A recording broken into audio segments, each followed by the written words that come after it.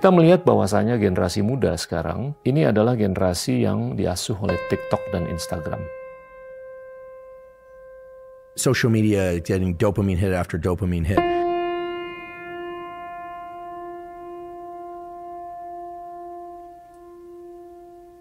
Banyak sekali di kalangan anak-anak muda sekarang itu yang tidak suka lagi baca buku.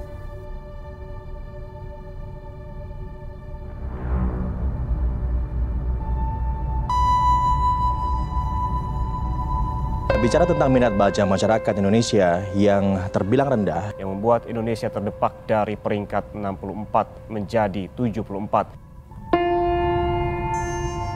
Problemnya kita sekarang kan belajar nggak punya konteks. Tapi ternyata bisa baca, tapi tidak mengerti apa yang dibaca.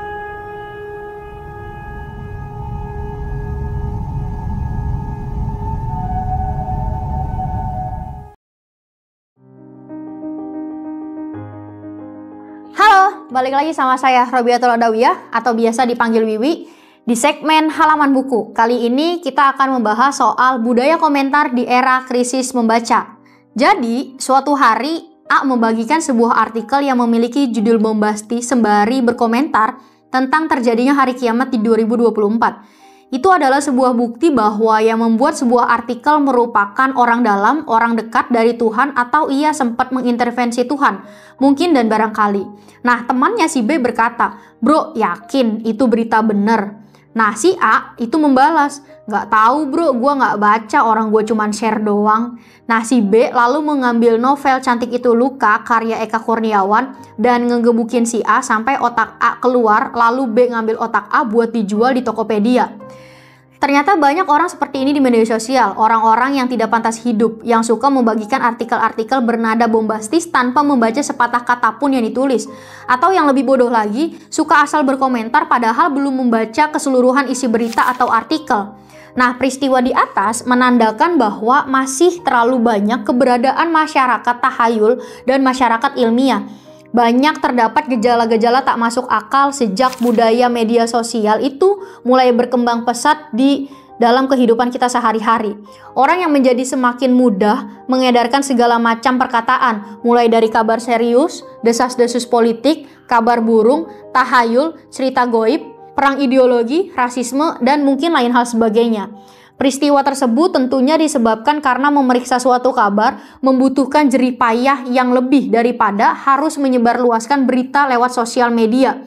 Tentu teknologi dengan cepat melahirkan budaya komentar dan siapapun boleh komentar. Tak peduli komentar itu melukai seseorang atau tidak, yang dapat membuat seseorang saling membenci, mengancam, bahkan saling membunuh sekalipun. Dan tentu melihat kenyataan tersebut, haruskah kita melarang seseorang untuk mereka menggunakan teknologi, atau apakah semua orang itu harus menjadi seorang ilmuwan yang dapat menggunakan banyak metode dengan keahlian detailnya masing-masing? Tentu jawabannya adalah tidak, karena setiap orang hanya perlu berpikir dan bertindak dengan masuk akal. Ilmu pengetahuan adalah salah satu cara untuk mengetahuinya.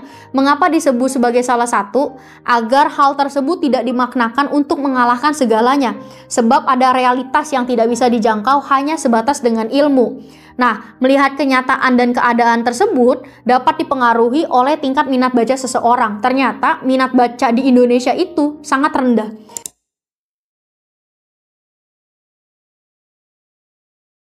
Studi menunjukkan Indonesia berada di peringkat 60 dari 61 negara yang disurvei oleh Central Connecting State University. Indonesia hanya sedikit lebih baik daripada Botswana, tapi jauh di bawah negara-negara ASEAN lainnya. Kenapa bisa begini kira-kira? Ini pasti salah Agus kan? Ternyata bukan dong, memang mudah sih menyalahkan pihak eksternal, namun kurangnya budaya membaca ini sebuah permasalahan yang kompleks yang tidak bisa ditinjau dari satu sisi saja. Nah, di satu sisi, kebiasaan membaca tidak ditanamkan secara mendalam saat pendidikan dasar kita. Budaya membaca hanya berhenti sebatas jargon yang ditempel atau dipasang di banner atau baliho, atau papan besi di sekolah yang bertuliskan budayakan membaca. Begitu slogan yang sering ditemui dulu waktu kecil, namun dalam praktiknya hampir tidak ada insentif sama sekali untuk membaca. Di luar buku teks pelajaran, siswa di Indonesia baca buku hanya mengetahui materi yang akan diujikannya nanti. lalu membuat rumus-rumus cepat supaya nggak terlalu lihat buku. Guru juga hanya sebatas menguji dan ingat dengan menggunakan soal pilihan ganda, tanpa memberikan kesempatan siswa untuk mengungkapkan pendapatnya sendiri. Lalu buat apa repot-repot baca buku banyak-banyak, toh ternyata materinya nggak keluar di ujian.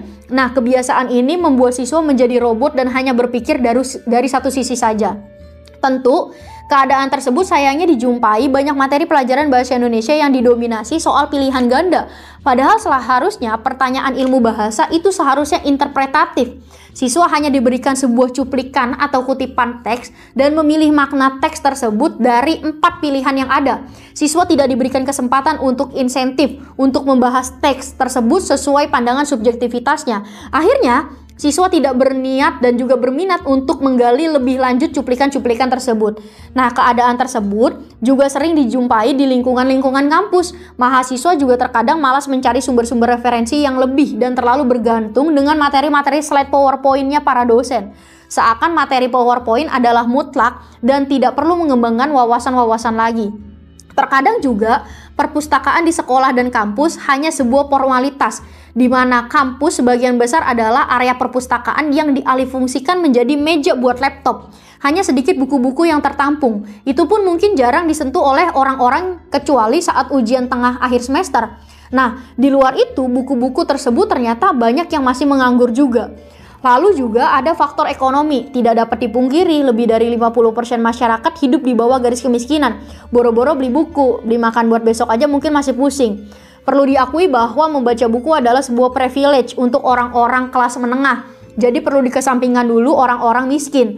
Mungkin juga buku untuk kelas menengah. Buku belum menjadi prioritas utama, mungkin nomor sekian. Setelah adanya gadget, paket data internet, jatah nongkrong di kafe, bensin kendaraan, atau mungkin juga buku-buku yang beredar di Indonesia masih relatif mahal. Terutama buku-buku impor yang masih berbahasa Inggris. Di Gramedia, buku-buku terjemahan memang relatif lebih murah, namun tetap dirasakan mahal bagi sebagian orang yang laku. Justru buku komik, self-help, bernuansa Islami, dan buku-buku teori konspirasi Illuminati yang penuh dengan kebullshitan. Ada juga faktor sosial. Kehidupan sosial Indonesia itu cenderung condong pada budaya lisan dibanding budaya tulis. Dalam hal ini adalah kehidupan sosial. Nah, orang-orang lebih senang ngerumpi ternyata dibanding membaca. Orang yang membaca punya kecenderungan diolok-olok atau setidaknya disindir. Tekanan sosial membuat mereka terpaksa meletakkan bukunya dan ikut nimbrung. Dengan berkembangnya budaya lisan atau biasa disebut diskusi, akan lebih mudah ternyata untuk mendapatkan sumber-sumber pengetahuan hanya sekedar katanya dan juga katanya. Tentu ini tanpa peduli untuk meneliti terlebih dahulu mengenai kebenarannya. Nah, atas kondisi di atas, fakta menunjukkan bahwa di tengah perubahan dan juga perkembangan yang terus maju dan juga semakin pesat, wacana kelas yang pernah dibawa oleh figur tersohor di kalangan mahasiswa, siapa lagi kalau bukan the one and only Karl Marx, kita menemukan titik terangnya melalui media sosial, di mana hanya di media sosial semua rata dan semua setara, tidak ada perbedaan kelas. Jadi menurut saya, budaya komentar di era krisis membaca dapat mengakibatkan seseorang konservatif dalam berpikir, namun radikal dalam tindakan. Ternyata kondisi ini pernah kita jumpai dalam episode-episode kehidupan kita. Di 2004 misalnya, kita pernah menjumpai dengan adanya kondisi arus globalisasi yang masuk di Indonesia dari kebiasaan dan juga kehidupan Timur Tengah. Orang akan lebih banyak punya kecenderungan nonton atau dengerin musik atau fashionnya atau makannya yang itu mirip dengan budaya Timur Tengah. Tapi 20 tahun kemudian, sekarang di 2024, kita lebih banyak menjumpai dengan adanya arus ke Korea-Koreaan.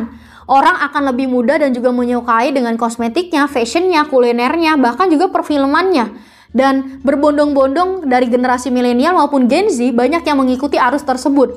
Tentu ini ancaman secara perlahan buat kita semua. Kenapa begitu? Karena orang akhirnya akan lebih pede di sosial media, akan lebih pede di dunia gadget daripada di dunia nyata. Orang akan lebih banyak menginfluence dirinya tentang kebudayaan-kebudayaan dari luar sehingga dia mendapat komentar dari dalam dirinya sendiri melalui orang lain, tentu juga melalui sosial media. Nah, kondisi ini orang akan lebih terpacu untuk lebih mengupgrade diri sehingga mendapatkan komentar yang lebih banyak dari orang lain. Sehingga dia akan lebih malas membaca bagaimana teks dan konteks terhadap perubahan zaman maupun juga perkembangan yang ada di negara kita. Tentu Ini akan menjadi ancaman perlahan dan juga nyata buat kita semua kalau budaya komentar di era krisis membaca itu adalah bagian dari terbuktinya bahwa netizen di Indonesia itu lebih dikenal dengan komentarnya daripada pembacaan terhadap teks dan juga konteks. Jadi menurut saya berhati-hatilah. Terima kasih, sampai jumpa di segmen halaman buku. Like, share, dan komen. Terima kasih buat teman-teman semua.